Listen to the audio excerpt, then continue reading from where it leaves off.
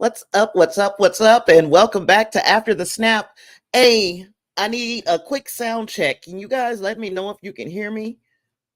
I just broke my shock mount and the thing that the arm that it hangs on, it just all fell apart. So I had to use this little funky desktop one like this one.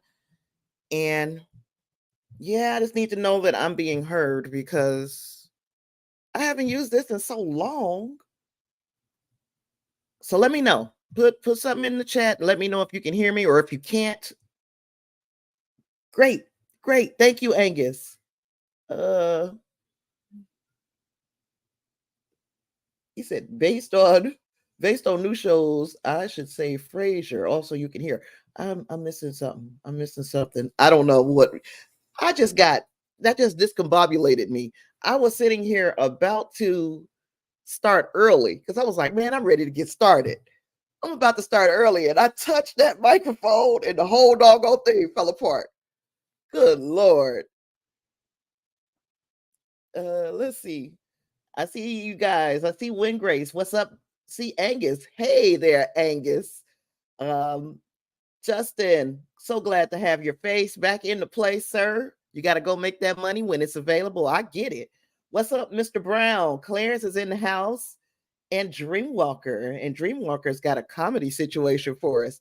Some comedy nonsense happened to me right as I joined this. A bird in a tree above above me pooped onto my phone. Oh, that's not comedy.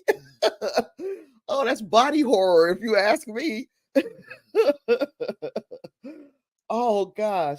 Hey, Lassandra's in the house. What's happening, sis? Good to see your face in the place.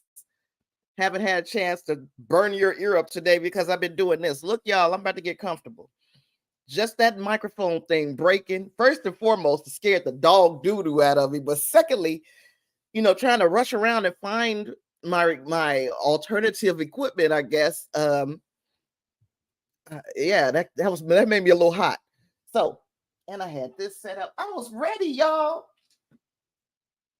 because I had been late for like 2 weeks in a row, and I said, "Watch, I'm coming in early today." Didn't work. Did not work. Have the baby. Have what baby? I'm not expected. I'm fat. I got these sorry ass bears across my chest, but I ain't having no baby. Okay, but anywho, you'll tell me what you meant by that. Welcome back, y'all. Welcome back. Welcome back. Look, y'all don't want to hear about my freaking drama that I just went through. This is why I need an equipment fund. Speaking of which, first and foremost, ignore all this little conditioner and hair cream that that I have in my hair because it just didn't soak in. It just won't. So it's just sitting there looking like I won't say what it looks like. um, Goodness gracious. What was I about to say? Oh, I have recently begun looking for a job because I need an equipment fund. Hopefully, I hear something back from one of these places. A lot of places will look at that gap in your employment and be like, we ain't taking no chances. But if I do start to work, it is still going to be a part-time gig, but it may change things around here. I'll keep you guys posted if anything is going to change. Also, keep your eyes open for Trek by Numbers. That one is dropping tomorrow morning at 10 a.m. If you have been looking for the Deep Space Nine Trek by Numbers, Season 5, Episode 8. That one is called Things Past. It will be up tomorrow. Oh, you have the baby. Well, have fun with that. I haven't had the baby, none of my babies today. So we go jump right into it because yeah, let's just jump in. But I just took, yeah, there we are. So today, of course, we are chugging straight on through Star Trek Lower Decks. We are already on episode 8, which is amazing to me. This season is going by. I never thought I'd say it, but the season is going by too quickly. It's going by too quickly. This season has been a joy to watch, but of course, we'll get into all of that. Before I start talking about Star Trek lower decks, though, we got to get through some Star Trek news. And by the way, make sure you're hitting the like button if you are joining now. And if you see people joining later, beyond what we normally get here on a Sunday, y'all know each other. If you see anybody new come in, ask them politely to hit the like button so that people will know that we're doing this here thing on a Sunday. Let me see now. Yeah, we got to get into some Star Trek news. It wasn't a whole lot of things that are currently things that I talk about. So we're going to start talking about Prodigy again. Why not? First and foremost, to know that our Fred Geek Filter had a hand in having that airplane fly over Netflix with the Save Star Trek Prodigy banner. Again, we did our thing as far as a fandom, as far as saving Star Trek Prodigy. And you don't have to take my word for it. Alex Kurtzman had at New York Comic-Con, yeah, I'm still talking about that. Yeah. He made sure that he expressed his thanks to us.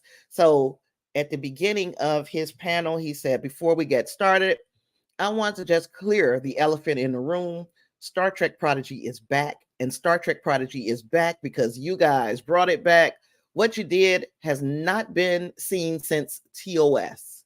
Star Trek belongs to two entities, Gene Roddenberry and the fans. That's it.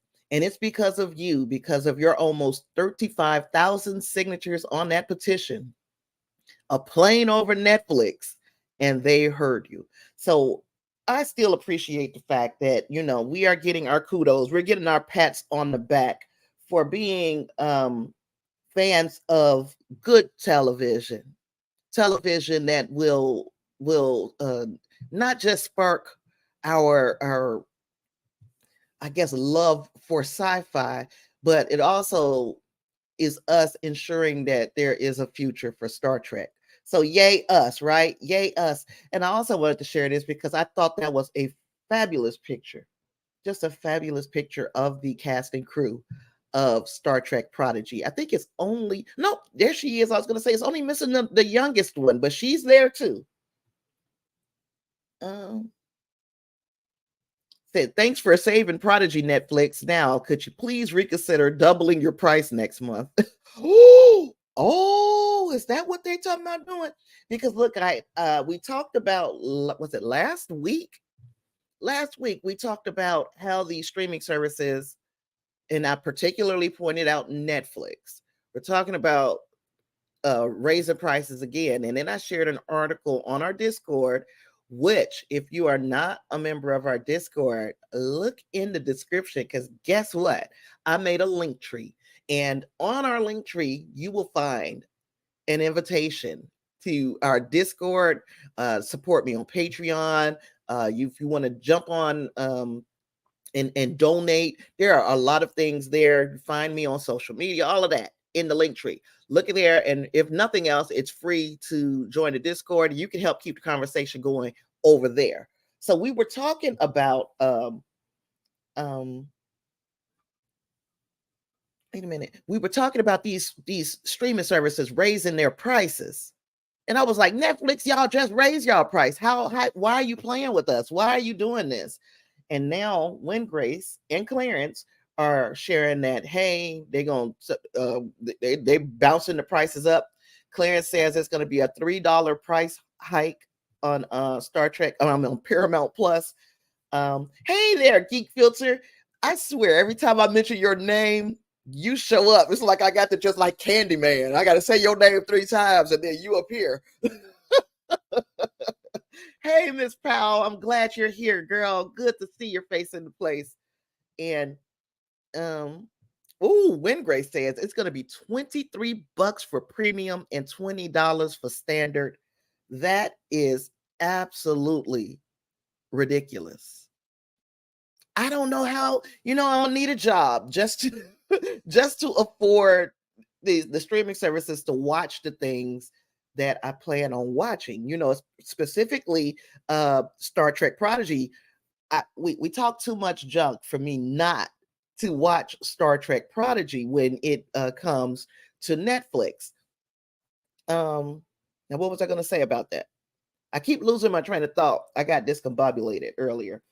Yeah, I mentioned your name, Geek Filter. I said it. I must have said it twice already today. Speaking because of this, and I'm going to show you what made me bring you up already in the stream already, like right in. That is what made me bring you up. So yeah, to afford to watch Star Trek Prodigy, I'm gonna have to do the unthinkable, y'all, and go outside the house to work, even while still having to help them with these babies. So I ain't signed up for this. I guess that's part of the grandma duties, though, huh? So yes, Dreamwalker said that better be $3 a year price increase, or on the no commercials, right? Not $3 a month. I bet you. I can't speak on it because this was one that got past me. When Grace and Clarence have more, I guess, to say about what they know about the Paramount Plus price hikes. And Geek Filter said, "Yep, that was my pick." So wait just a second now. Let me see. Go back to this article because I thought I don't want to put it out there. Nope. You'll share your government name if you want to, but I was like, I wonder if this is his name, because when I saw the picture, immediately thought of you, and then it said photo courtesy of bam this name, and I was like, I wonder if that's his real name. Now I've seen your real name because I saw your book on Amazon. I just can't afford to buy it right now, but I saw your book on Amazon, and I did share that as well in the Discord. So if if you feel comfortable, let me know. Was that was you was the photo credit on that picture? Clarence said, agreed, more than $20 is ridiculous, but I think Paramount and Max have the best value as they both have live sports. Max cut a deal with TNT TBS. Oh, okay. We're gonna see how this all works out, right? We're gonna see. Thank you, Geek Filter, for listening to Sinister Silhouettes, The Man Who Killed Halloween. Such a scary and sad story it is. And if you like kind of dark history, true crime, paranormal conspiracies, I have another podcast. It is called Sinister Silhouettes. It's really an audio only. It's a classic podcast. And it's there for your consumption wherever you pick up podcasts. Yep, that was you, sir. Aaron Harvey. Your name is on the book, so you can't really hide it. Yep. Hey, Marge, I am so glad that you have made it to a live stream. I appreciate you being here. What else? What else? What else? So yeah, I'm so excited and so thankful and grateful for the effort that was put on behalf of this show that I love so much. In fact, I can almost with certainty say we loved a lot. And yeah, so we saved it. We got this beautiful picture of the cast of Star Trek Prodigy, the wonderful thanks that we gotten from Alex Kurtzman. And let me shrink myself, because one of the questions that I had is, well, how are they going to release this? Because Netflix has a penchant for releasing everything all at once, and that ain't the way Paramount Plus did things. So I wonder if they're going to use the Netflix model, or are they going to use the Paramount model, or we might see that we will get it the first 10 episodes on Netflix all at once, and then the next 10 episodes, Netflix has been doing that. They probably won't release all 20 episodes at once, is what I'm saying. So people are guessing that season 2 is going to be split into 2 10-episode releases, just like season 1 was, as the series is written with these 10-episode arcs, which I absolutely love. I just love that we get so much of Star Trek Prodigy. It's a short, there are short episodes, so we still aren't getting 10 hours worth of content out of this half hour show. That makes sense, Geek Filter. There should be a Star Trek only level for Paramount Plus, even though I probably wouldn't get that level. And the reason why is because I'm a true crime head. So, what is the 48 hours that they do on on Paramount? There are reasons why I would still try to get a tier in Paramount, but that's a good idea, because there are people who only want to watch Star Trek on Paramount Plus. Miss Powell said Netflix isn't even her favorite. I haven't had Netflix in a while. Now, I won't say that it's not my favorite. They have some of my favorite things over there. They got Stranger Things over there. They have Umbrella Academy over there. They have some things that draw me in, and then they have some great true crime documentaries. Every once in a while, you'll get this fantastic documentary or a docu-series, and I want to watch them, but I can't afford all of these streaming. Once upon a time, it sounded like a great idea, and then it started getting to where, like, now we're paying more than we were paying for cable, so yeah. Hey. Geek Filter, you speaking to yourself? Or is there another Geek Filter? Is Marge Geek Filter too? Look, because I'm putting things together. I'm picking up what y'all putting down over here. Dreamwalker said, I'm grandfathered into a free no commercials max plan with his AT&T phone bill since he was on their highest plan. I think that's what I got with Peacock on Xfinity. I think I'm the same way there. Marge just purchased Erin's TAS book as a gift to her TAS watch buddy. You know what? I got to put some glasses on because I'm reading slow and everything.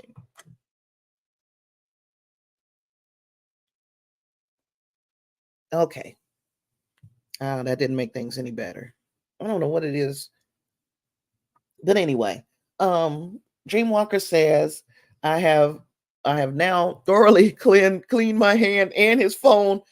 If y'all want to know why Dreamwalker wanted to clean his phone or needed to clean his phone, look up in the chat a little bit. You'll find out he had a horrible incident. But as this show was starting today, Miss Powell says, it seems to depend on the show. My girly anime was simulcasting in Japan week by week. Okay. So that's in the way they drop their Japanese anime. So nice that Prodigy will still be produced. Yes, I agree. I couldn't be happier. Netflix has a few shows they release weekly. Okay, so it's not always a weekly or a complete drop of a season at one time, and it makes sense. You want to build a buzz around your series, your movies, so you drop them weekly, and people tend to talk about them longer. If you drop them all at once, we might talk about it for 2 or 3 days even, but then it starts to taper off. If you want your name in everybody's mouth weekly, then yes, weekly is the best way to put out a series. Geek Filter said, we've decided we'll tackle them 2 at a time on our podcast and as fast as we can, because if they dump it all at once, kind of a nightmare for content creators. This is true. This is true. And remind the audience of the name of your podcast, sir, because it is escaping me now. I'm escaped, so that we can all support, because one thing's for sure and 2 things for certain. We support one another over here. I am noticing that there is an overlap of people who enjoy my content and Win Grace's content, Clarence's content. And I don't know if I get a chance to say thank you. So, and by the way, Win Grace is Win Grace on YouTube. Clarence is Discussing Trek wherever you find podcasts, but also on YouTube and other social medias. And then there's little old me. Marge subscribed to Netflix to watch Witcher, and then she unsubscribes, and that's what I'm going to have to do. So I'm like, this is why I hope they do the 10 episode drop just for my pockets, because I can subscribe for a month, watch all the stuff that I want to watch, and then pull out and come back when they drop the second half of the season. But that's me thinking selfishly. Oh my gosh, this is like the first time in forever that I have not been able to keep up with the chat. Floor is lava, and is it cake? That's what I don't even know what that is. Miss Powell, you will have to hit me. Lysandra said a lot of people going to go back to cable. You're not going to get the same series. And if you're a true fan of a certain series or move or franchise of movies or whatever, you're gonna have to get one of these streaming services, right? The way we are about Star Trek is the only place you're getting the new series is Paramount Plus. So you kind of need to keep Paramount Plus. And then I'd be like, well, now I'm paying for cable and Paramount. We are in like a no-win situation, a no-win scenario. We are seeing our own Kobayashi Maru. Let's see.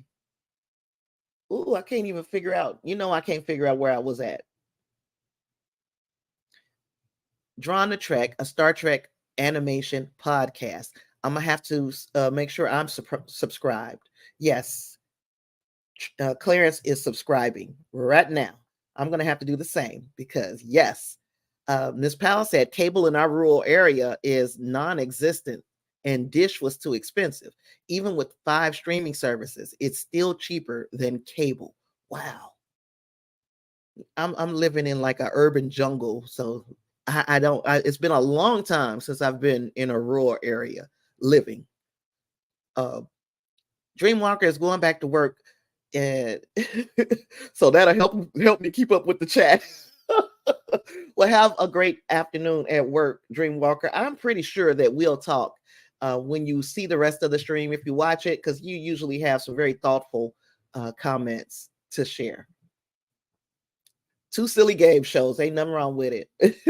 Geek Filter, by chance, do you know where I might find the Bob Klein storyboard art? Geek Filter. Angus says, well, I would never illegally download entertainment. If I knew how to do some of this stuff illegally, I wouldn't do it. How dare you think that I would be that person? Miss Powell says, I only put Disney Plus once a year and binge the Star Wars shows. That's probably the way to do it. I'm such a, well, I ain't gonna lie. I'm not even paying for Disney Plus. Quintel, my son, pays for Disney and Hulu because we can't live without Disney with this child in this house. And then I'm an MCU head. So I am a big fan of all of the Marvel Cinematic Universe. So I don't know if I would survive without it either. Clarence says, I think streaming is still better. Honestly, there is a lot of ad-supported great TV now.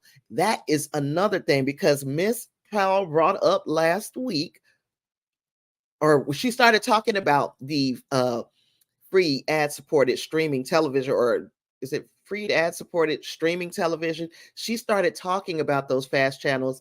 Then I started talking about the Ebony channel. Then I went and took a look. I've got Freevee, I've got Pluto, I've got Tubi, of course.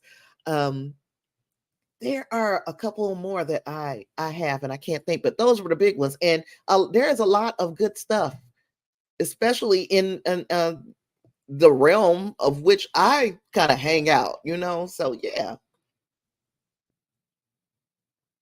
Wingray says the cheapest option might just be one Netflix sub and then bounce around the world with a VPN. I didn't think about that, sir. You make a great point. Just like you made in your reviews for this episode of Star Trek Lower Decks. was like, oh, so you did the research because I did not. Let me tell you, if you guys, when we get to the review, I know that a lot of episodes were referenced within this episode in just some of the scenarios that we see. If you want this like kind of more comprehensive, because I doubt that even with all of the effort that Grace went into to find all of the episodes that may have been referenced in Star Trek Lower Decks Caves, if you want something more comprehensive than that, I don't know where you could go, but I know that there were probably some that we missed. And he did a lot. He found a lot. So you can check out his review. Um, uh, Marge is binging the Star Wars shows now. Oh, so yes, I love the fact that we are loving, especially if we've gotten to the one that I love the most, two that I love the most, Andor and Ahsoka. Oh my goodness. Good television. Really good television. When Grace, Marge watched your episode as well. She said she loved your clips of cave episodes. I'm telling you, he put in the work. When Grace says like he knows that he missed some and left others out for time, it was too much effort. It would have just taken too much effort, especially because y'all know how I am. I remember details, but I don't remember the names of the episodes. I don't remember what season some of them came in. I would have been days writing the writing my notes for this episode. And speaking of which, because it feels like I've been talking about this for days and trying to keep up with the chat, please charge it to the head and not the heart if I miss some of your comments, because the chat is moving fast and I like that. That means we are communicating with one another, and you guys are all on the same page. I love it. We're gonna move on because I don't want to stay here too long. Because we're going to talk about Lower Decks, we might as well bring Lower Decks into the equation right now. And let me see how I'm going to set my screen up so that we can see it all. I don't know. You guys let me know if that is, no, this is probably better. That's better. Okay, so I'm sharing this because you remember last week or maybe the week before where we were talking about Mike McMahon and we were saying, are we going to need to save Lower Decks too? Because that's a little weird, right? We said that due to some statements, comments made by Mike McMahon, and it kind of put me on edge. It kind of made me feel, and I'm not the only one, it kind of made me feel like now Star Trek Lower Decks is in danger. Well, he came out with some comments this week, he being Mike McMahon, and he said, amazingly, I'm writing season 5 right now. You know how crazy it is. I have a 5-season Star Trek show. I'm so pumped. And my thing is, don't worry that Lower Decks is going away. Celebrate it because you're watching it now. You know what? Oops, you know what you're never going to be able to do again? Watch it when it airs and be surprised by it. It only happens once. Then the more people that watch it, the easier it is for him. And it always has been. Then he went on to say, this stuff is never a guarantee. And the only thing that helps me, because I go into the network and like the show is great. And they're like, yeah, you make it. So of course you would say that, but if you guys are all saying it's great and people are watching it and you guys are bringing in new, like if everybody who watched Lower Decks got one friend to sign up for Paramount Plus to watch the season, even in one hit, it would double our numbers. I have no control over this stuff, but it's not that it's like that now. It's just always been like that. So if you love a thing, watch it. Now, I'm going to pick up some of these comments in a minute, but not before I ask the Beyond the Holodeck question. Do you think Mike McMahon intentionally made those previous comments, or was he simply misunderstood and we just ran with what we thought? Let me know what you guys think down in the comments. I'm going to tell you what I think. I think that he intentionally made those comments. I think that a Paramount executive may have said something that sounded disparaging to him, And he got us to, basically come to the defense of lower decks before they could ever pull the plug, before they could ever do something stupid. Um, Basically, he radicalized us, and and I don't mean that in a bad way. I don't mean it in a bad way. The show needed the execs to know how the fans felt about it and how big of a hissy fit we would have had if they would pull the plug um, on Star Trek Lower Decks. Now, look, we know we're getting the fifth season, or at least we think we know we are. And, hopefully there are more beyond that. If there isn't, it's not going to be because we didn't make some noise when we thought this show was in danger. And let's be honest, coming from me, I wasn't the biggest Star Trek Lower Decks fan in the first two seasons. Now, 4 seasons in, I see what they were doing. I see, just like Mike McMahon said, you can only watch it the first time and be surprised by it. You know what you're getting after that. Okay, so that's first and foremost. But this series was written and it showed us a very immature quartet of ensigns. And we are on the journey of watching them mature and them grow up and them become kind of the upper deckers. And I think now that I look back on where it started, it makes sense that it started that way. It made sense that it started um, with a group of kind of screw ups, and they kind of screwed their way up into promotions.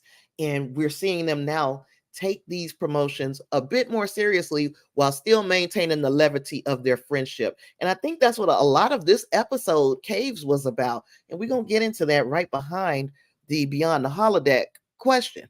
And I'm going to go up and make sure that did I get everybody? Um,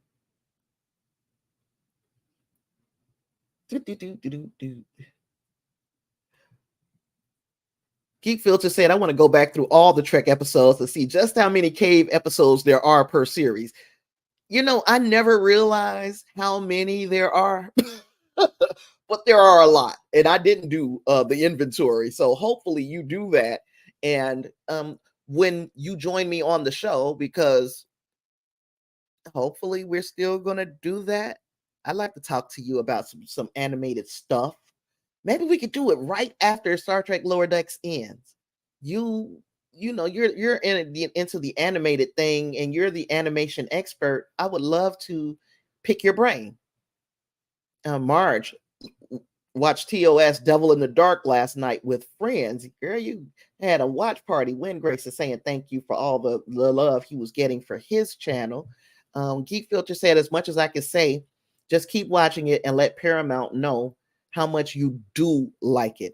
Oh, so Geek Filter might know something that I don't know, but he's telling us whatever it is that he knows, the only fix there is to whatever it is to continue watching the show and share it. Miss Powell says, I think Mike McMahon is smart. The ratings are based on weekly streaming numbers in the week of release.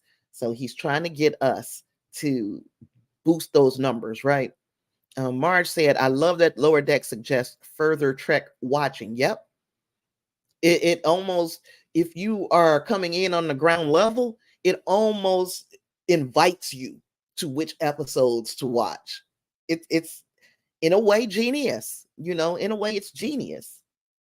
Lower Decks is the only show that comes in under budget and on time, or even early. They better recognize. Wingray says, I don't care who you are. If you watch them do what they did to Prodigy, you can't ever feel confident in your stability again. Agreed. And Wingray, ding, ding, ding. That's from Geek Filter. Clarence says, it's possible. I feel like they probably received a lot of pressure because of the actor strike, maybe. Miss Powell said he told Lori Ulster at Trek Movie that the tone of the original article was off, but he told her that we need to watch it as it comes out and not in 10 years as a cult show like Suits is now. Yeah. And how did everybody get back on Suits? I can't understand. What it do, Reinhardt? Thank you. Thank you for your very generous super chat. Much needed. Much needed. I appreciate it. I just was telling them I completely I just broke the what do you call it? Boom arm. I broke that with my shock mount. So I'm back to the old school, but I appreciate your super chat, sir. You said Lori was your copy editor. Okay. Okay, and good. We'll work out a time. Fantastic, Geek Filter. I might reach out to you via since I'm trying to make you come back to I'm coming to the Patreon and get into that chat. That's probably where I'll try to reach out to you at, just so we can get some movement on my chat on my Patreon. uh, and Justin is greeting Reinhardt. So yeah, I think he did it on purpose. I think that it's number one, it's a reminder that you need to watch it weekly, just like Miss Powell said. But then also, just in case Paramount's fingers were getting a little twitchy. You already know that these fans are gonna fight for a show that they want to continue watching. And I'm in now. They got me. Lower Decks has got me. Um, Speaking of the strikes, the studios asked SAG to restart talks on Tuesday. Well, hopefully it seems like they're getting closer. These talks have been happening, a little bit closer together than we were seeing before. Seems like the two sides are coming to an impasse. We are about to cross the Rubicon, I hope, hopefully. Okay, so let's just jump into today's episode then, huh? We got our lower deckers. Let me grab my notes over here. Okay, so this one written by Ben Rodgers, directed by Lloyd. The lower deckers go on a classic cave mission. So classic cave mission, which I didn't know how freaking I just never realized how freaking often we go to caves. So hopefully Geek Filter does do the inventory, find out exactly how many cave episodes there are throughout the franchises, because Mariner makes a comment in this episode like we spent a third of our time in caves. Now I don't think it's that often, but hopefully we get a number where we can see that it's even close. If it's even close to a third of the time, I'm going to be shocked. So this was an episode that the audience at the Star Trek Universe panel at New York Comic Con, they got it early. They got it Saturday, October 14th.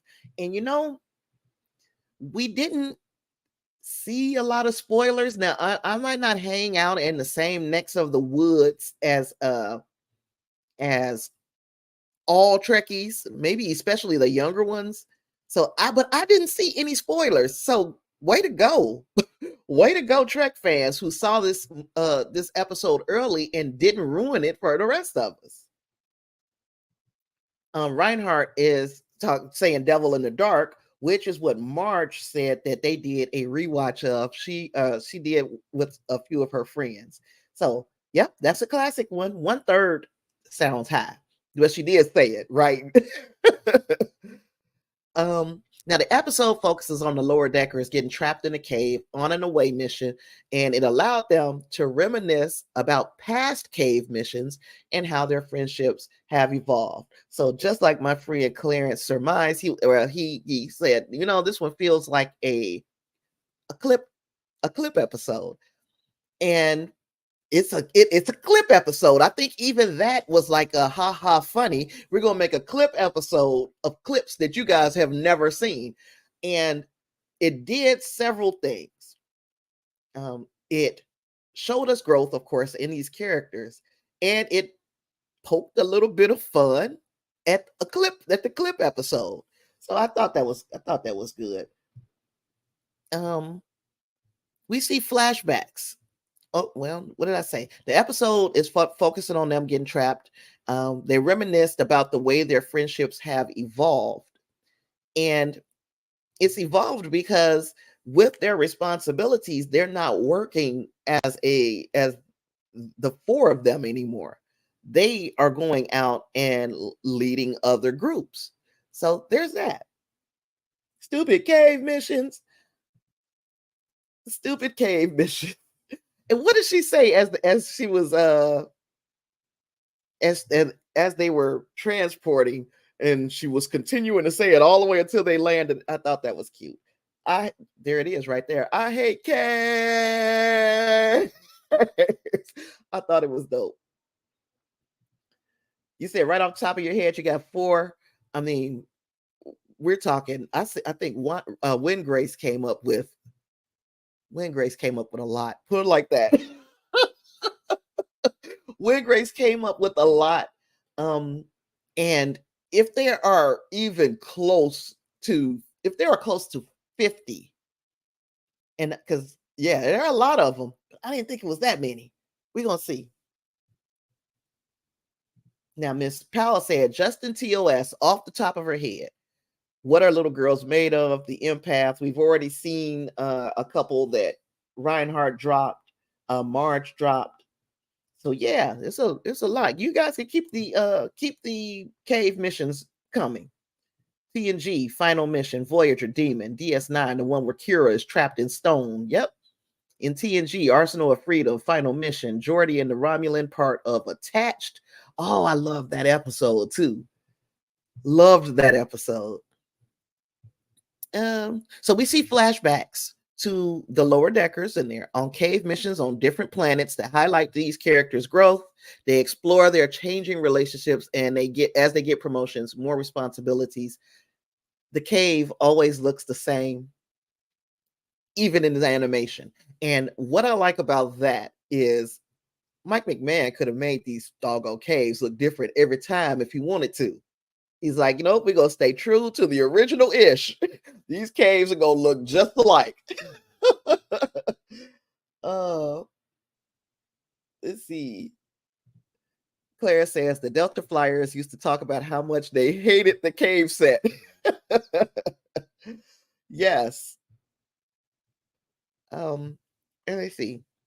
And standout flashbacks. Boimler with conspiracy theorist Levy. We saw and we met Levy before. He was a conspiracy theorist then. He's just as deep into the conspiracy theories in this one. It just so happens that this time he was right. And it's just like a real conspiracy theorist, which I like a good conspiracy. Now, I'm not a QAnon person, and I'm not knocking you if you are. Yes, I am. But I'm not a QAnon person or that kind of conspiracy theorist. But I like trying to understand where this conspiracy started, how it was perpetuated, how does it move forward, how does it evolve when things don't happen the way they think they're supposed to happen.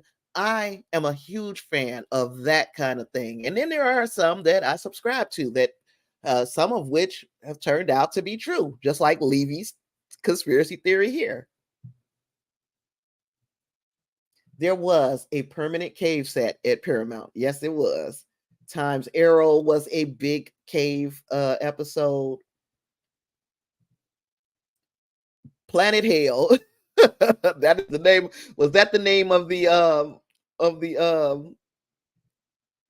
cave set? Seventh Rule had the director and storyboard artist for this episode. It was a great interview. I'm gonna have to check it out. One of Voyager Chaotica episodes uses a cave. Yeah. And Miss Powell says, I haven't finished Patrick Stewart's new memoir, but I heard that he talks about Planet Hell. I need to read his memoir. Like I said, I'm a Poe. Not for long. I'm telling you, I'm looking for a job now. Somebody gonna give me one. But yeah, I enjoyed the lesson.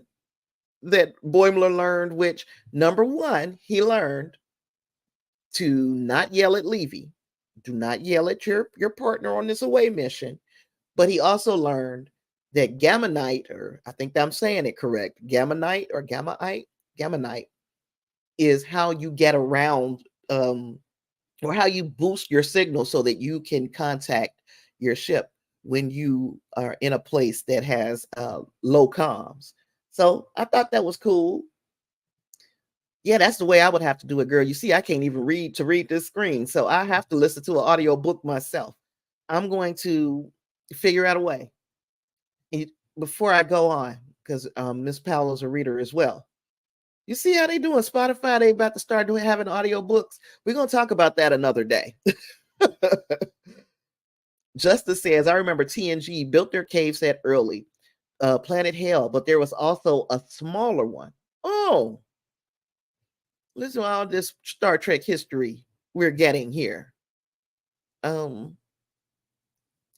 Now, I think my favorite part of this episode was Rutherford and Tiana's. Besides, I liked all of them. Don't get me wrong. I enjoyed each one of the stories and seeing what our lower deckers get up to when they are not together. But I really enjoyed the Tiana and Rutherford storyline far more than I probably should have. I liked it. It was good to me. Oh, and we get Patrick Stewart's voice reading it. If Levy blew up a ship, I would also be mad. Yes. Now, why did he do that? Why did he do that? Yeah, and that's taking conspiracies too far. Sometimes conspiracy theories are right, says Clarence, and you are correct, sir. We have bumped into a few over time that have been correct. Some of them are too ridiculous to ever be correct. If I were to find out that some of these conspiracy theories were right, some of the really wild ones, I'd be like, we've been living a lie. We've been living a lie our entire existence.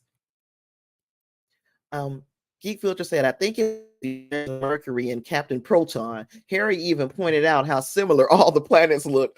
And Tom talks about their limited budget. It was very meta. Now you'll make me pay attention. Oh gosh.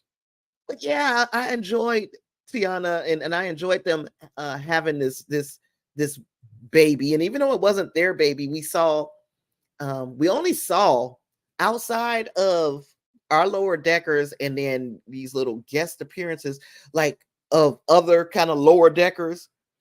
We saw Tiana and we saw Shax, and I mean Shax really only delivered one line in the episode. So it's like this was truly their episode. It started out with our lower deckers in season 1. We end, because I'm piggybacking off of Wingrace's idea, we end with our lower deckers in season 4 because these next 2 episodes are supposed to be quote unquote big swings. And the big swing to me, this is like setting up our finale. These next 2 episodes are kind of apart from our regular season of Lower Decks. This is going to probably, well, definitely give us some answers about the mystery ship. So this is the last time that we're going to get to hang out with our lower deckers before whatever occurs in these next 2 episodes happen. So good observation, Wingrace. Like I said, I took a lot of what you said and I was like, yeah, that makes sense. You like the time aging flashback. So that's where we was going next. Anyway, and look, did y'all notice that when Mariner first started turning old, she was looking like her mama? They aged her in just the right way and put that streak of gray in her hair, just like her mother has. She looked exactly like her mother. Now she looked like her mother because that's her mother, but they didn't have to draw her like that in this animation. As she got older, she starts to look more like Carol. Have we ever gotten an answer as to why Mariner goes by Mariner and not Freeman?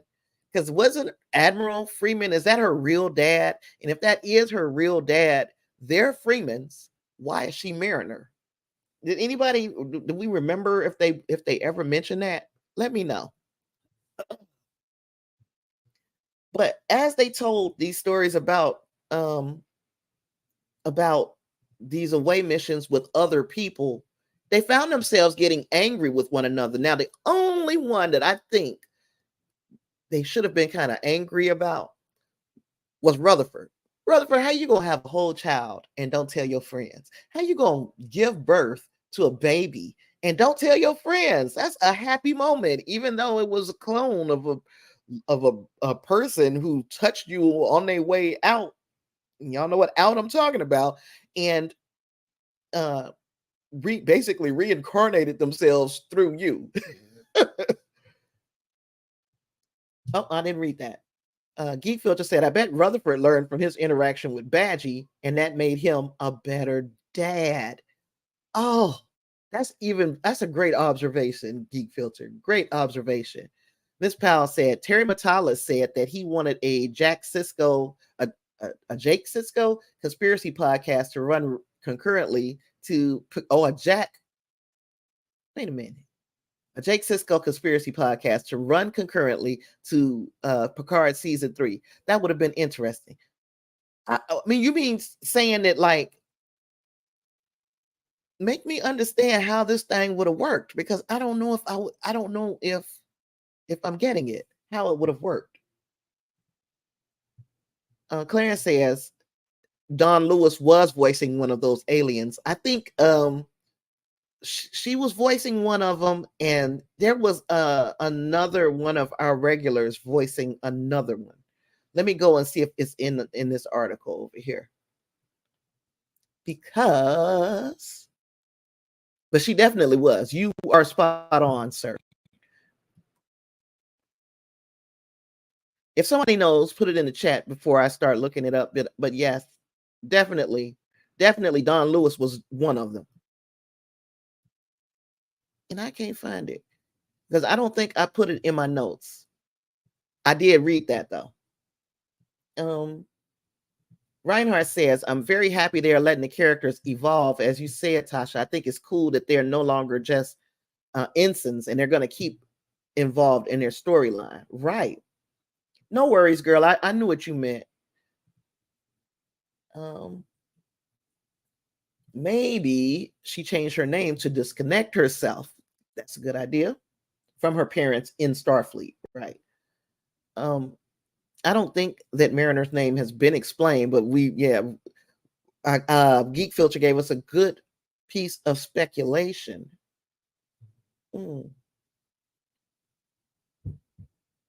Marge loved the streak in her hair. She saw that as she started turning old, she got the same kind of wrinkles under her eye, and then that freaking streak. And I was like, she looked just like her mama now. But it was only for a couple of seconds. Justice said he would have loved to have seen Jake Cisco again. Fred, Don, and Jerry did the voices. So there you go. Because I couldn't find it. Thank you. Like Trip, when he turned old, or when he had the baby. No, when he had the baby. Yes. Geek Filter said there's a novel from Greg Cox, and this is Miss Powell, coming out about a true crime podcast investigating the disappearance of Gillian Taylor in Star Trek 4. You gotta be kidding. That sounds like something that I would get interested in. Ms. Powell says Jake would have had a true crime podcast with news reports of the strange events of season 3, like Ro, Rafi, and Worf were discovering. That would have been fantastic. I would have liked that. Clarence says a Ciroc Lofton Jake voiced in-universe podcast would have been great. Would have, because then it still furthers where he was going. He was, a writer, but yeah, many of us are writers slash podcasters and go down these deep dives. He would have been just the person to uncover some of the mysteries that were going on during Picard season 3, because there was a lot going on, and we still didn't get a couple of answers that he could still do this podcast about.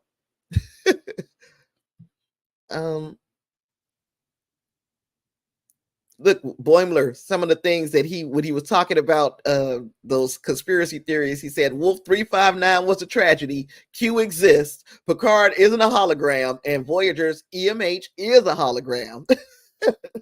And Mariner said that Levy believed that they were all in the mirror universe, which, I mean, gosh, what if they were? What if they were? Yes, yes. And that's another thing, Miss Powell. Good point. In season 4, they have really subtly made Mariner and Captain similarities apparent.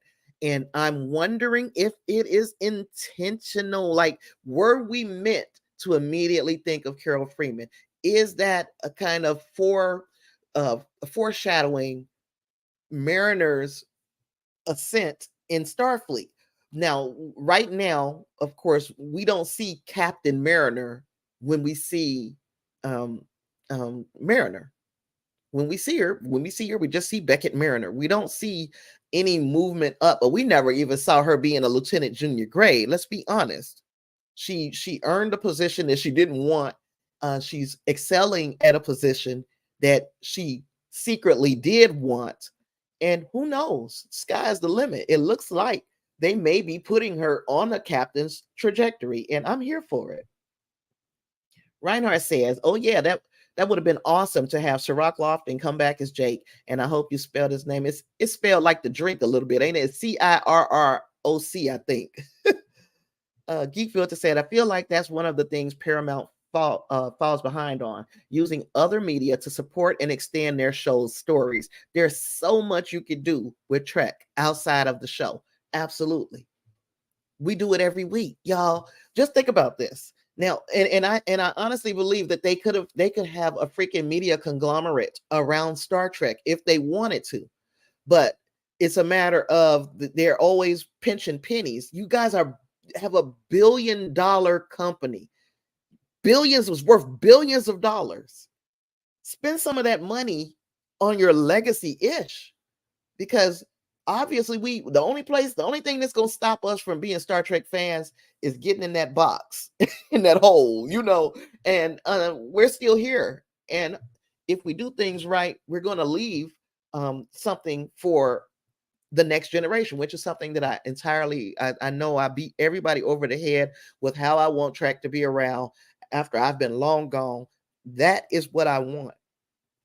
These are conversations that are going to be timeless. Somebody in 60 years can find my little live stream and hear us discuss what we loved about, and sometimes what we didn't love about Star Trek. Miss Powell says, Geek Filter, they could be printing money from Moopsy plushes alone. Absolutely. Time traveling Mariner. You want to see a time traveling Mariner in season 5? I'd like to see that myself. Justice says that a Geek Filter statement is so true. Yes. I wonder if a leader will emerge from their group. This is what Clarence says. He hasn't really seen it yet. Grace has made an excellent point. Feels like we're about to see a paradigm shift.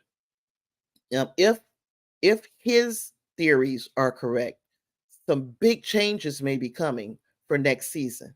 We have already experienced in just this one episode seeing our lower deckers interact with people outside of who they typically interact with.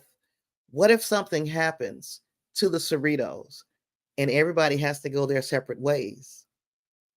That is something that I'm thinking about. Now, this is a what if. Of course, it's a speculation. Y'all know I love this type of ish. If you don't, so be it, so Bennett. Y'all knew when you came here who I was.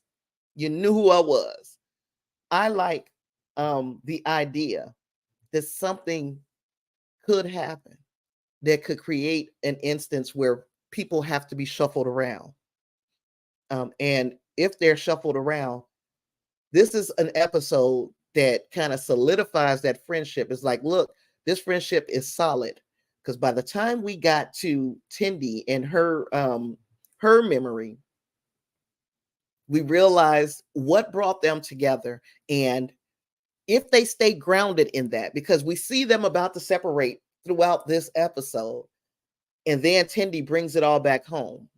Tindy, the character that I love the most, is the beating heart of these four. The question is the story that she shared about the beginning and the foundation of their friendship, would it be enough to hold that friendship together if they ended up split apart? Of course, this is speculation, but it's something that I wouldn't mind seeing. Put it like that.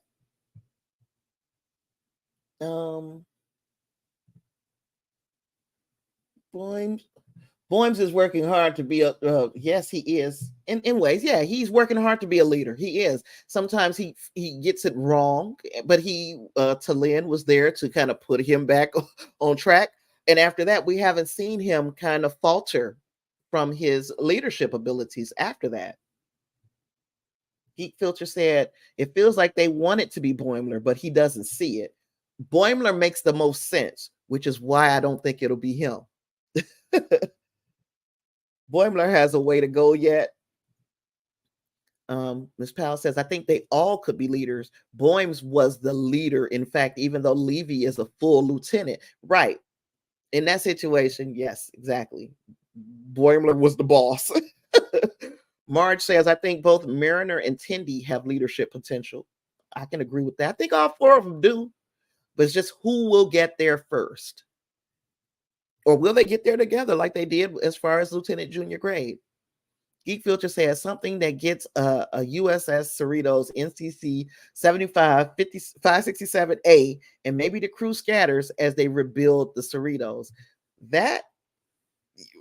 As we stretch this theory out, we started with wind graces, like there's going to be a paradigm shift, and then I move it to, and it's going to be something that's going to separate everybody. And it could be that this ship, the mystery ship, or something happens to our original Cerritos, and while they're rebuilding the new ship, the crew has to scatter. That it all sounds plausible, maybe not probable, but plausible at the absolute least. Geek Filter says he would love to see Tindy be that person. And I got a coffee page. There's the and it is Sinister Silhouettes, but y'all know it's still Tasha, and I like tacos. So there's a thing to say, buy me a taco. If you'd like to donate to my taco fund, it's right there. Mariners has always been a leader when the chips are down. And this season, she has really been giving all the lower deckers pep talks. She sure has. She sure has. Because I thought about it in like maybe 2 episodes, with the one with Tindy, and there was one with Talin. Those 2 stood out to me. Now, I'm pretty sure that you can tell me some others. Y'all know my memory ain't what it used to be. But you guys can tell me some others where she may have given pep talks to the other lower deckers. Clarence says, yeah, I think no matter what they do, they can't throw away the growth. Right. They're going to continue to grow, I think. I think we're going to see them, if the series goes the way McMahon wants, for however many seasons that he had visualized, they'll be in the upper deckers, and there will be a whole new group of lower deckers. This is what I think. This is speculation. Me and Mike McMahon are not like right here. We don't talk on the phone. I don't have him on my speed dial. But I think that's where he would like to go with this. Marge said, nice. Tindy is indeed the heart and joy of the group. She sure is. Even though Tindy will whoop your ass. We have learned that Tindy ain't, all sunshine and butterflies. Tindy will get in your rear end. But it makes the fact that she's so sweet that much better, because she could do a whole lot of things, but she's not. She's chosen to give herself as far as being a support to people in science. I love it. Justice says, I could see an event like the Romulan supernova could cause them to split. There are a million different ways that they can do it. I hope they have the guts to do it. That's all. It just takes a little guts to continue on a trajectory where some people, some people might not understand it when it first happens, but it does still contribute to the growth of these characters. Excuse me, y'all. They could call the episode Paradigm Ship. Paradigm Ship. You make sure you let somebody know that, Geek Filter. You heard it here first, y'all. Miss Powell says the supernova must be close in time now. So everybody talking about this damn supernova. Tacos. I love tacos, y'all. I spent how many years of my life? 13 years of my life working in Taco Bell. I started as the person at the register, like, oh, would you like sour cream on that? And I ended up being the GM, and then I left Taco Bell. But the taste for the tacos never left me.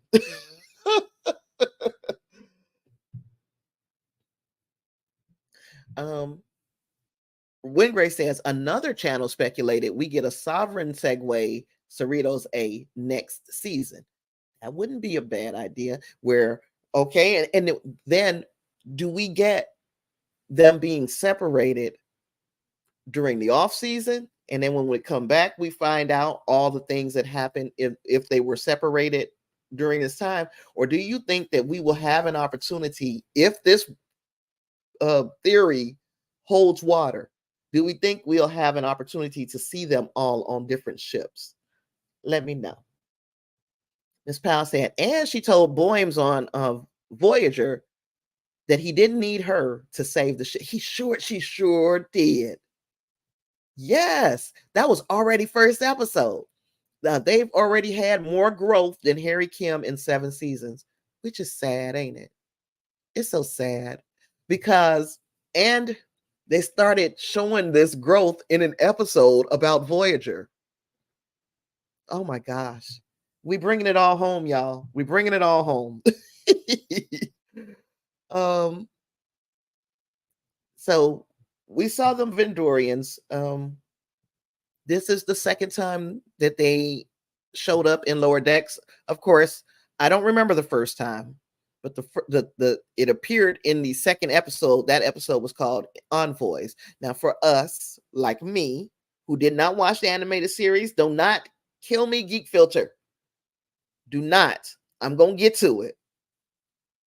So, for those of us who were unfamiliar with the Vendorians, I'm going to give you the Cliff Note versions. By the way, everything that I use for references is in the show notes. I remembered, and I also put my link tree there. Those are 2 things that I remembered to do. The Vendorians are a tentacled, non-humanoid species capable of shapeshifting who are native to the planet Vendor. This planet has been or was located in the Beta Quadrant. Due to the duplicative nature of this shape-shifting species as of the later half of the 23rd century, the Vendorian homeworld was under quarantine. Few people had ever encountered them. Per the terms of a treaty between the Federation and the Romulan Empire, any use of Vendorian spies was considered a violation of the treaty and hence an act of war. If you want to know more about that, it's in TAS episode The Survivor. In 2380, a Vendorian was impersonating an Andorian in a bar within the Andorian district of Tuagana 4. The Andorians had the individual cornered, but they escaped because of Brad Boimler, who thought the Vendorians' Andorian persona was actually in danger. That one is Lower Deck Envoys, like we talked about a little while ago. Where were we? We talked about the supernova. And Justin was saying he's with you on the supernova event. Miss Powell said, didn't Captain Freeman talk about getting ships retrofitted as sovereigns?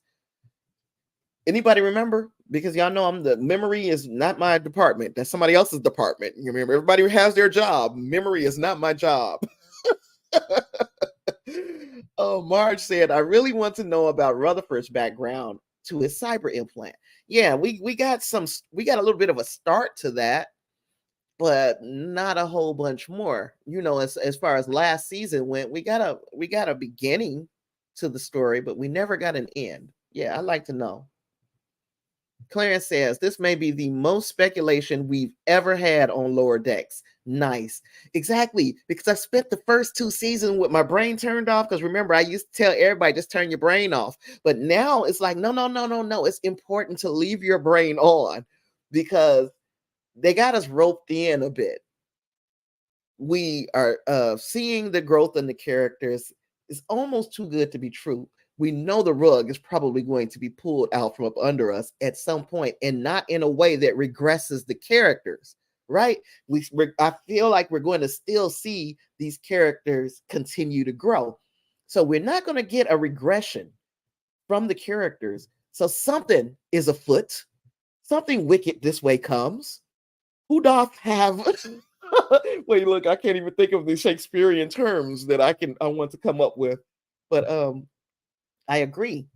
There's a lot of speculation because we know next week and the week after has got to be some resolution to the mystery ship and how is the mystery ship going to change things uh from what we are used to. It's all too comfortable right now. We like, oh yeah, they got promoted, and oh yeah, they're growing into their roles, and oh yeah, they have re-solidified their friendship. Something has to happen that we might not like in the next couple of we'll like it, but we won't like it if you get my drift. um Geek Filter said, I didn't say anything. You're pronouncing their names right. That's better. That's 90% better than everybody else. Well, I try. I try. Miss Powell says, my question is why the Vendorians want to help the lower deckers. It is twice with these same aliens. Absolutely. Gotta wonder. There's got to be something to it. And do we think they have anything to do with the mystery ship? They wouldn't use them and not as a they wouldn't use them, right? Let me know. The survivor.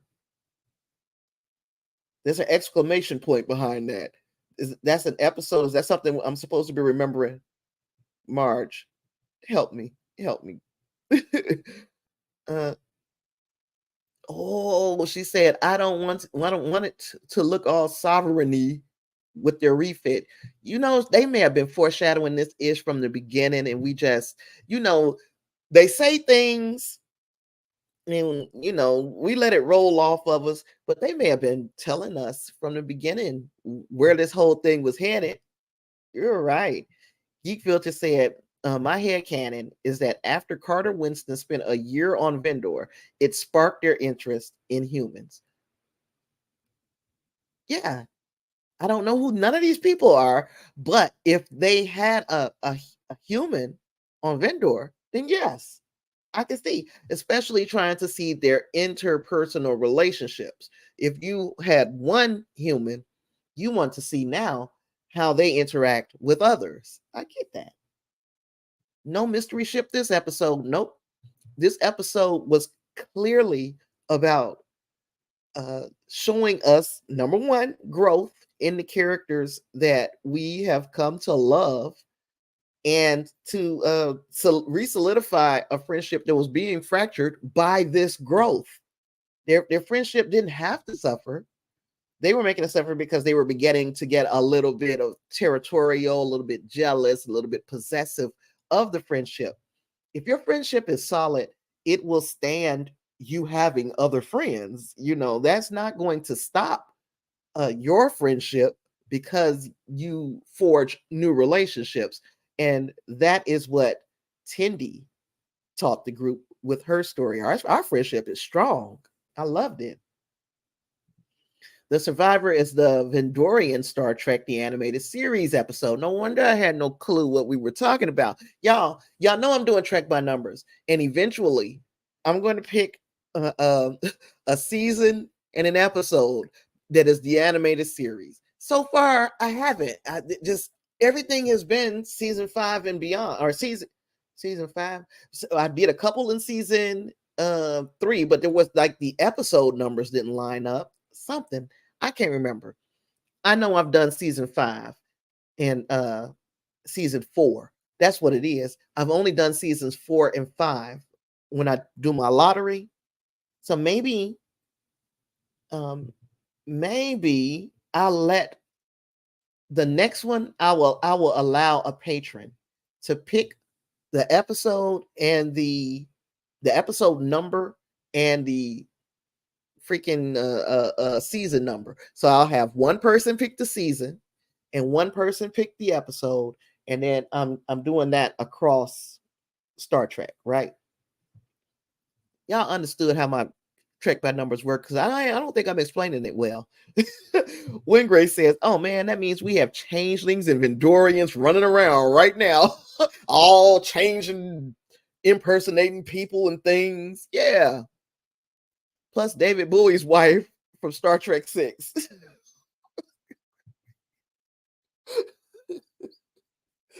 Oh gosh. That which one is his wife? I know is it Iman? I think it was Iman. Yeah. So what else did I have? I'm trying to make sure I have anything else on this. Oh, also I think they some of the things, again, Win Grace's video does a fantastic job of breaking a whole lot of where these things we've seen them before, but this one was clearly I'm gonna give you my chakra or katra or whatever it was that Spock transferred over into McCoy. That is giving that very much. uh and of course we see our lower deckers having a drink together. That was in the first season. This was like the piggyback off of Tendy's story before they got trapped in the turbo lift. And this picture right here, now in a vacuum, because that's the only thing that I had at the time, was like this picture. I was like, oh yes, they're threatening me with a good time about this episode, because you know that I have been Team Tenderford. Rotherham. I don't know. I have been that team since these characters, kind of met these characters. I loved these two from season 1. I still love these two characters. And no, they don't have to end up in a relationship, because that's not how friendships work. We don't always end up in a relationship with your friend, right? But boy, it would be nice. She could solve his puzzles with one freaking guess. Are you serious? Do, do, do, do. Geek Victor said, we joke that no one in Starfleet headquarters is actually from Starfleet. No, they work for some other outside corporation. Marge says, after the Snap movies and TV. Oh, why would I at myself?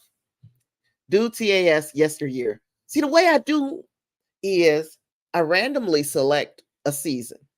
Then I randomly select an episode. So let's say I do pick for the season, I pick 3. For the episode, I pick 9.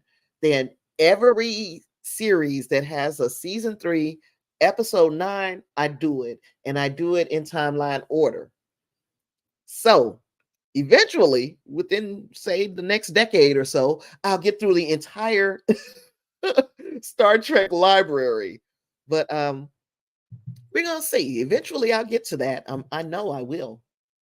I mean, if I don't, hopefully, I have somebody that I can pass this on to, and they finish it for me, because I ain't gonna live forever.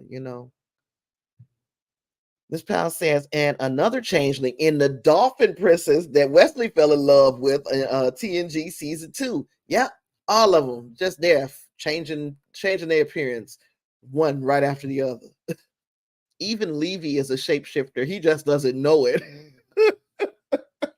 Conspiracy hashtag Levy is a shapeshifter. um, Geek Filter says, Tendy's reaction to hearing Rutherford had a baby, it shows a deep connection. Yes, he looked like, what? What? You did a what with who? Miss Powell says Rutherford has been in love with Tindy since episode 1. Oh, thank you, Marge. This is a fun Sunday afternoon. I love hanging out with y'all. I appreciate your very, very generous super chat. It's going to go into the coffers, and trust me, it's going to help.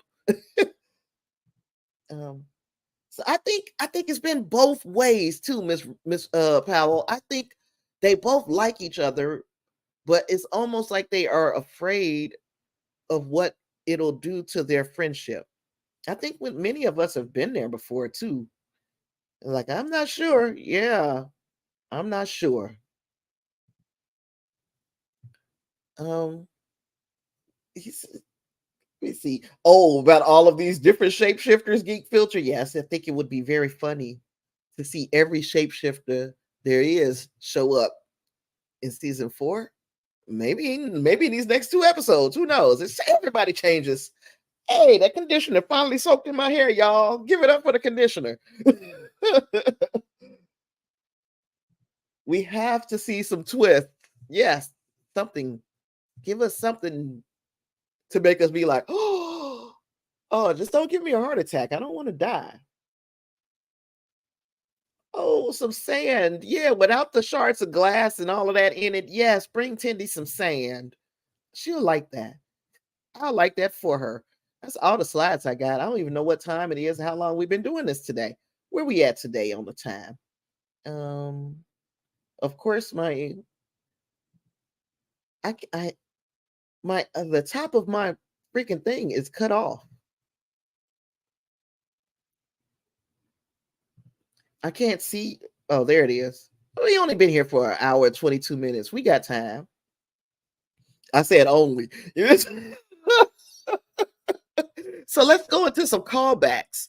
The Rutherford Tiana story probably was a callback to episodes like The Child and also Unexpected. So 2 episodes where somebody who didn't have no business being pregnant got pregnant. I don't know that I like the optics on The Child because that was weird. But Unexpected, that was a little bit different. That's just different, right? Let me see. Miss Powell said, have you taught the baby to bring you orange juice yet? I gotta teach the baby to walk.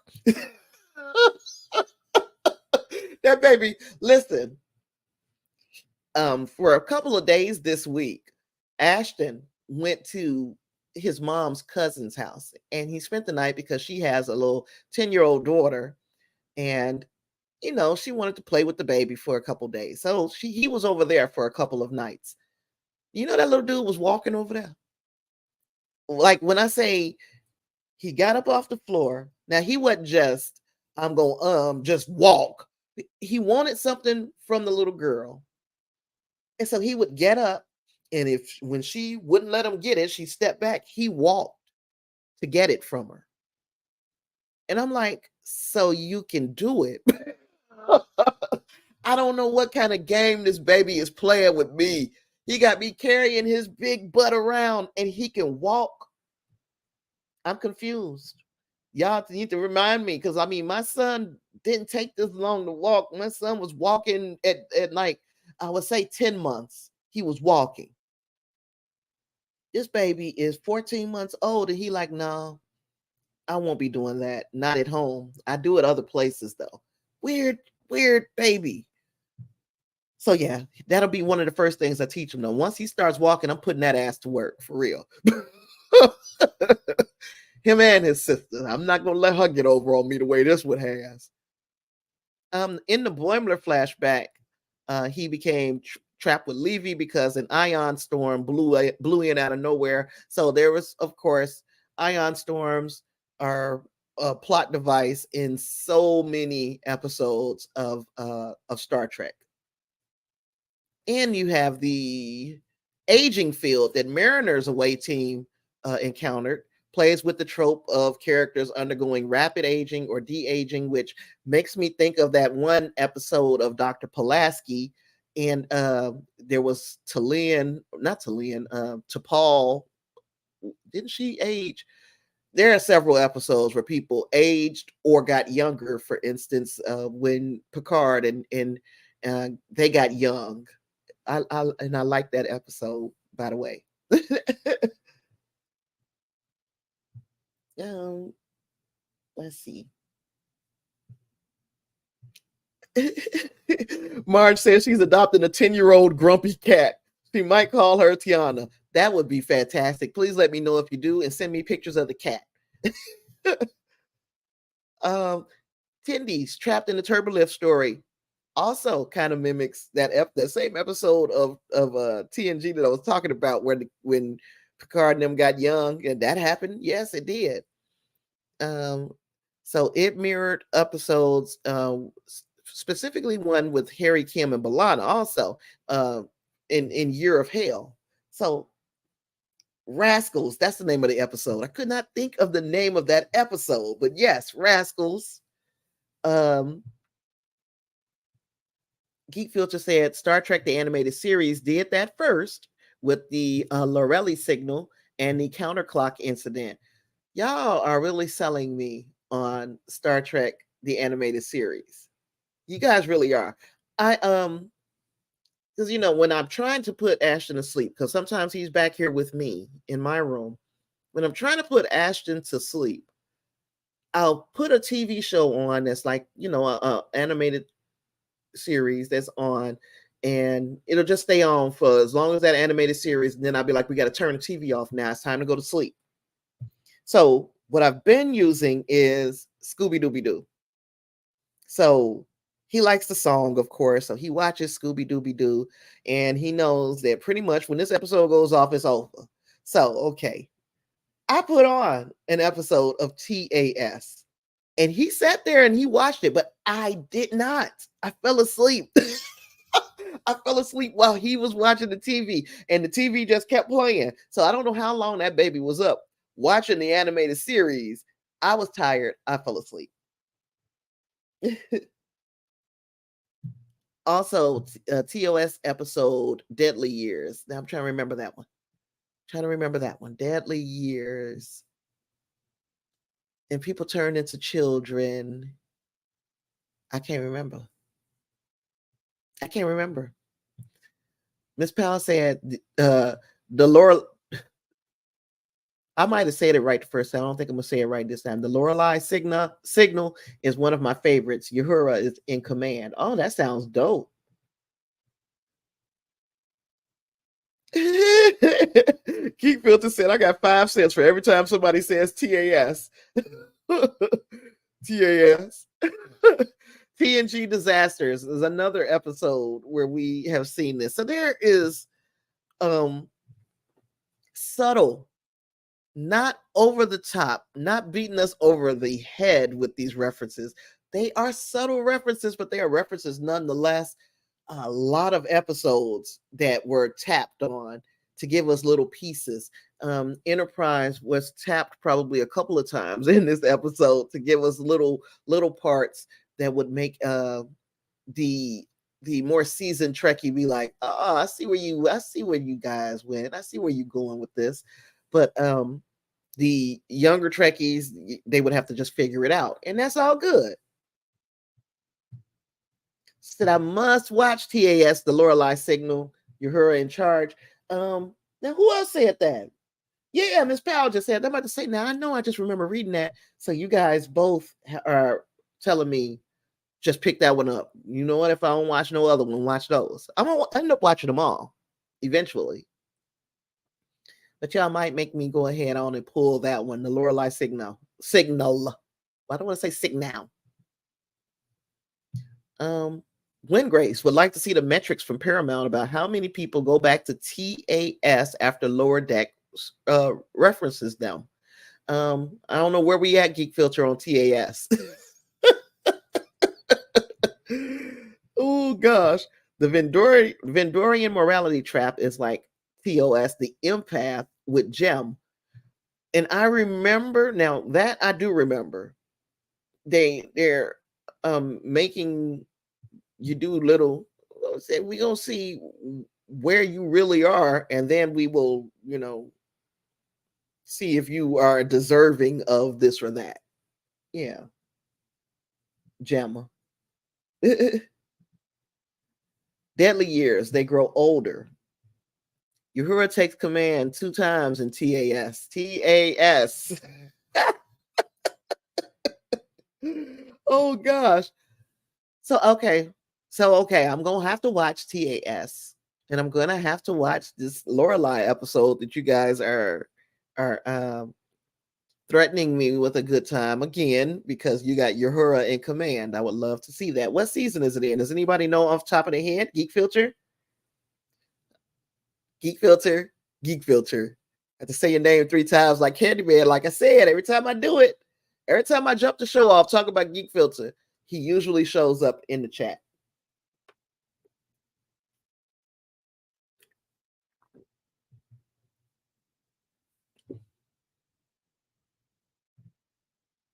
Nope, not that one. This one.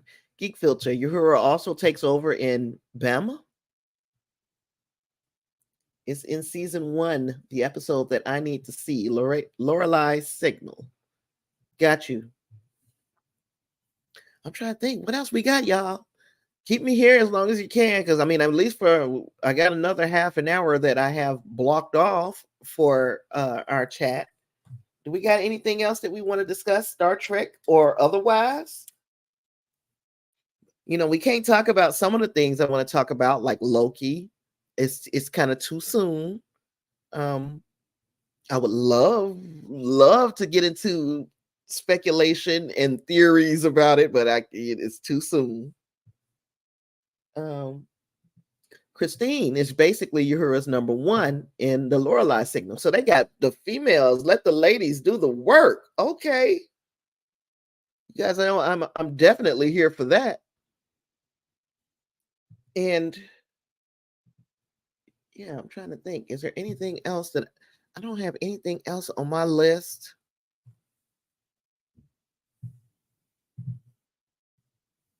I hate to sit here and be quiet. Once I run out of prepared topics, it's like, okay, now what do I talk about?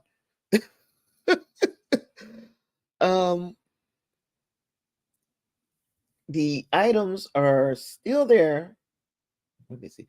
The items are still there, but you have to know they are there to find them. The items are still there, but you have to know they're there to find them. What am I looking for? Help me. Help me. Help me. I truly appreciate this little turnout today. And I'm saying little, this is a big turnout for me. At some point during the stream, we had 13. And I honestly, I'm looking forward to just 20. And we can build from 20 is a modest goal, right? It's not like I'm asking for a lot. 20 people, but 13, I couldn't even keep up with the chat with 13. So I'm gonna have to have some we'll have to have some help. Shoot. Oh, there was the line before the items are there. Season 1. Season 1. The items are there, but you have to know they are there to find them. I'm lost. Miss Powell said, I have no ideas for the mystery ship. Anyone have any thoughts? We kind of put on the table last week, like, you guys came up with the best thoughts that I could think of. And I mean, there was one. What did you guys say? I mean, somebody said the Packlets, which I was like, let's not do that. But when you kind of you try to force a way that it can happen, and it could happen, right? And somebody else said what? We had some great ideas in that chat, and I cannot remember exactly. I can't remember exactly what they were.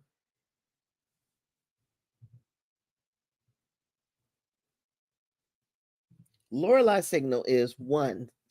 So season 1, episode 4, got you. Yeah, we had some ideas, but none of them, none of them kind of stuck, I guess, because we're asking this question again. So does anybody have any new theory or old one? If you have a theory on what this mystery ship could be, the only thing, or there were two things. One of the things is that I was saying, look, these ships have to be being shrunk and pulled into the mystery ship. And then Clarence pointed out, well, not necessarily. The mystery ship could be like a TARDIS and be bigger on the inside. So, okay, we have basically those two potentials, because Agamus said, oh, those ships are not being destroyed. They've been taken. So my question is, if you have something besides the ships being shrunken, or the ships or the mystery ship being bigger on the inside, I'd like to hear those too. Geefilter said, I wonder if my message didn't go through because I had something in all caps. That is a possibility. That is a possibility. Now, I don't, and I guess this won't give me an opportunity to be like, well, I want to see the message, because sometimes it'll be like, look, this message didn't go through, but we're gonna let you approve it. But I didn't even get to approve it. My favorite story, and I didn't give you a rating either. My favorite story in there was the Rutherford and Tiana. I loved that story. I loved it. And it made me appreciate Tiana a little bit more. And I don't know why they chose her. Why was she the one that they decided to maroon with Rutherford? But I liked the dichotomy between these two characters. I also like the fact that she changed her mind. We saw growth in her. She's a bit gruff and, kind of no nonsense, but we also saw her change over time. We saw her come around to liking this baby. Might be the first baby she ever liked, but she liked it. And then she also said, hey, and also you might be the first engineer that I kind of mess with. So we even saw some growth in her. Now, Shax, when he showed up, he scared the dog mess out of me. I'm here to save you. It was funny. It was funny. Something is blocking it, and I don't know. Sometimes the filters that I have set, I set them so long ago that I don't even remember how I set the filters. Miss Powell says she loved Mariner's story the best. The lack of advancement of Delta Shift was interesting. Didn't Jellicoe make up Delta Shift? He sure the heck did. I want a 4-shift rotation. Yes, it was him. He made up Delta Shift. Probably because she's the medical officer. Right. But then they wrote the story for you to need a medical officer. They could have wrote the story for any other person. So why did they choose to pair these two up? Had she already told us that she didn't like engineers also? Is this something that just came up this episode? Or should I have known, if I remembered anything, that she didn't like engineers? Yeah.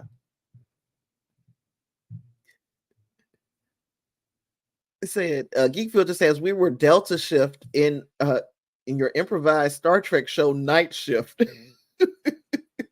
So Delta Shift is like, you pass Night Shift. I don't know. You working that extra hour, because wasn't it like 25 hours a day or 26 hours a day or something like that in universe for Star Trek? Isn't it? It's longer than 24 hours, right? So your Delta Shift just worked those 2 hours. Oh gosh. She hates engineers and babies. Please, that's saying you're talking about Tiana, right? Not you. You don't hate engineers and babies, do you, Marge? Yeah, I don't understand. Lord have mercy.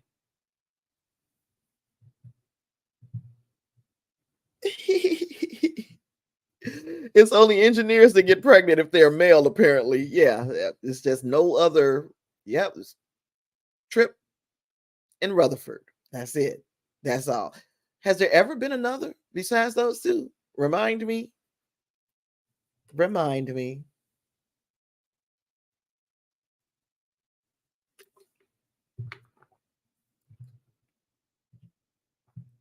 Miss Powell said, I think Tiana was just messing with Rutherford. She doesn't like anybody. So it ain't just engineers. Well, she likes Shaqs, right? That's the only person. I swear that's the only person that I know that she liked in the whole series. It was 26 hours a day on DS9 because they use a Bajoran day. Okay. Makes sense. Geek Filter said, did anyone see the message I just sent? You sent another one? You sent another one, Geek Filter, or is it? Are we still talking about the first one? Are you testing?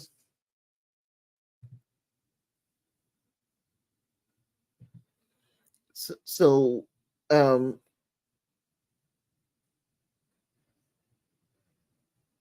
Marge saw we were Delta Shift. She saw that one. I saw that one. What the hell is going on? So you sent another message and it didn't go through. That could I don't know.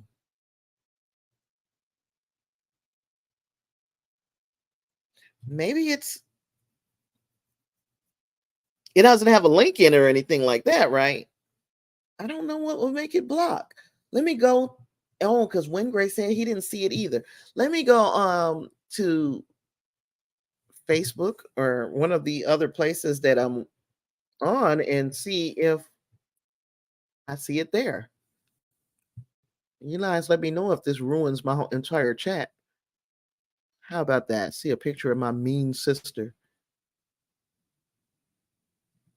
Okay, so let's go to what I was trying to get to here. After the nap.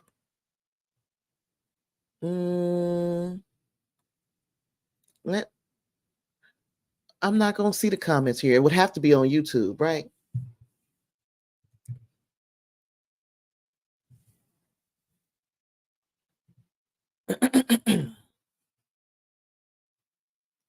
And I'd have to be on that. So switch account. So now I'm trying to figure out.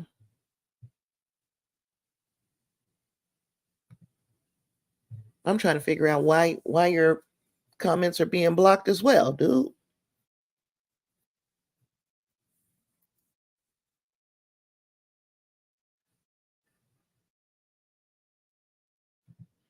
Let's mute that. I don't want to hear me.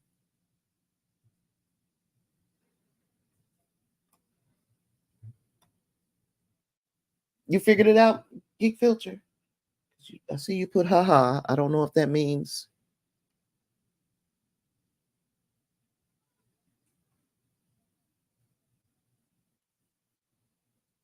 Yeah, I don't see it. I don't see it. I don't see it. I don't see it. But I don't know.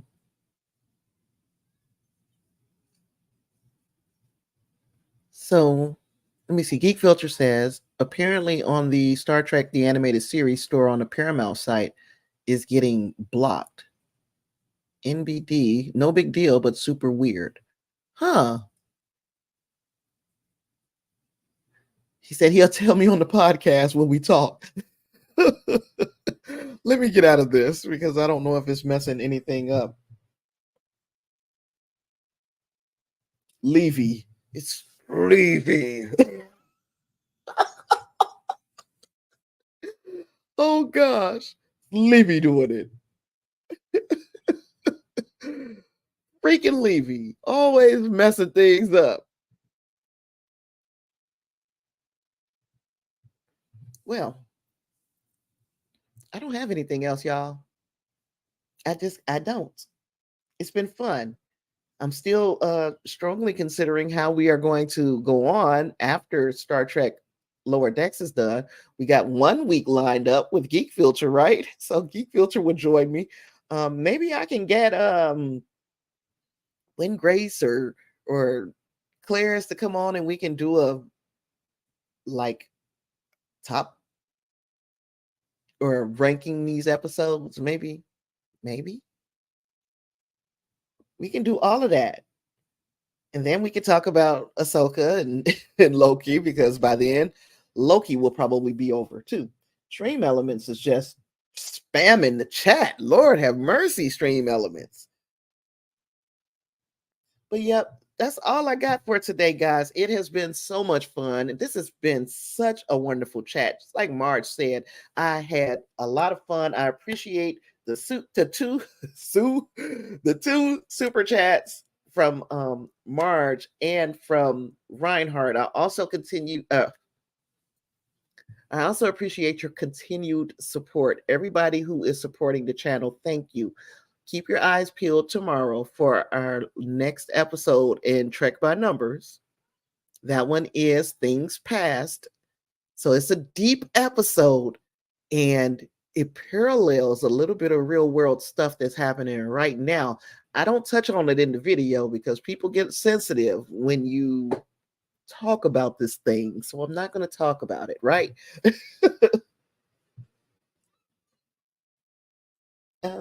Oh, you're babysitting a neighbor's dog and she and your dog are being rambunctious. Well, y'all have fun and I appreciate you for being here, Miss Powell. Thank you. Lee Gray says stream element chats are being blocked. Nope. uh Angus says, thanks. I appreciate you for being here, sir. It's been a while since I've had 2 weeks, I think, in the chat. Thank you for being here. Yep, that's it, y'all. I ain't got nothing else. I'm gonna see you guys next week. If you guys, and make sure you watch the video tomorrow. Live long and prosper. Peace.